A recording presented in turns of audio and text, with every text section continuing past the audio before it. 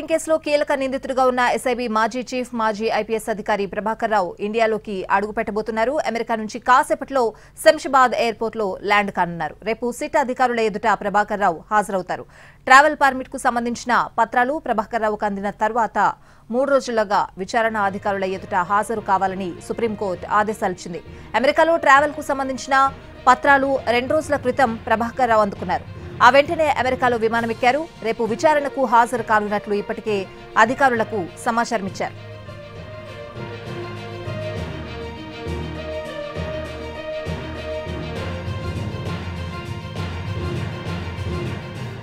తెలంగాణలో సంచలనం రేపిన phone tapping కేసులో ప్రభాకర్ ఏవి చెప్పబోతున్నారు అనేది ఇప్పుడు హాట్ టాపిక్ గా మారింది. ఈ కేసులో మాజీ ముఖ్యమంత్రితో పాటు మాజీ అధికారుల పాత్ర గురించి ప్రభాకర్ రావు వద్ద కీలక సమాచారం ఉందని భావిస్తున్నారు. ప్రభాకర్ రావు ఇచ్చే సమాచారం ఆధారంగానే కేసు ముందుకు సాగే అవకాశం ఉంది. గత అసెంబ్లీ ఎన్నికలతో పాటు బీఆర్ఎస్ ప్రభుత్వ హయాంలో జరిగిన 3 ఎన్నికల సందర్భంగా ఫోన్ ట్యాపింగ్ జరిగిందనే ఆరోపణలున్నాయి. వీటిపై ప్రధానంగా ప్రభాకర్ రావుని విచారించనున్నారు అధికారులు.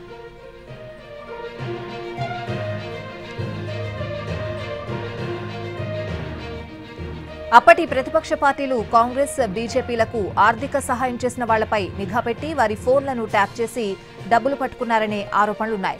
హవాలా మార్గంలో డబ్బులను బదిలీ చేస్తున్న వారిని పట్టుకుని కేసులు నమోదు చేశారని, ఫోన్ ట్యాపింగ్ తో కొన్ని సెటిల్మెంట్లు కూడా చేశారనే ఆరోపణలొచ్చాయి. మరోవైపు బీఆర్ఎస్ పార్టీలో అసమ్మతి స్వరం వినిపించిన నాయకులపై కూడా ఫోన్ ట్యాపింగ్ కు పాల్పడినట్లుగా ఆరోపణలొచ్చాయి.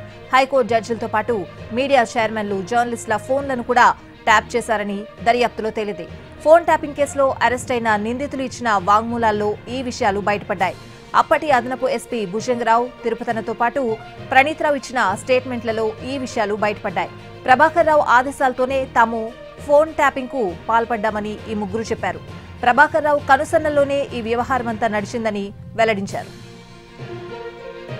ఫోన్ ట్యాపింగ్ కేసు 14 నెలల క్రితం నమోదైంది. ముందుగా ప్రణీత్రావుని అరెస్ట్ చేసిన అధికారులు తర్వాత భుజంగరావు, తిరుపతన్నను అరెస్ట్ చేశారు. ఈ వ్యవహారంలో ప్రభాకర్ రావు పాత్ర వెలుగులోకి వస్తూ ఉండడంతో వెంటనే ఆయన అమెరికాకు వెళ్లిపోయారు.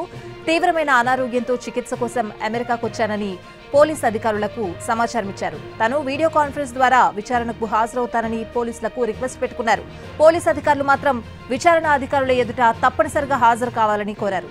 ప్రభాకర్ రావు స్పందించకపోవడంతో అతని పాస్పోర్ట్ ను రద్దు చేయించారు. మరోవైపు ఇంటర్పోల్ ద్వారా రెడ్ కార్నర్ నోటీస్ జారీ చేయించారు. ప్రభాకర్ రావుని అమెరికా నుంచి డిపోర్ట్ చేయించేందుకు ప్రయత్నాలు చేశారు. అయితే ప్రభాకర్ రావు ముందస్తు బెయిల్ కావాలని హైకోర్టును ఆశ్రయిస్తే అక్కడ చుక్కెదురైంది.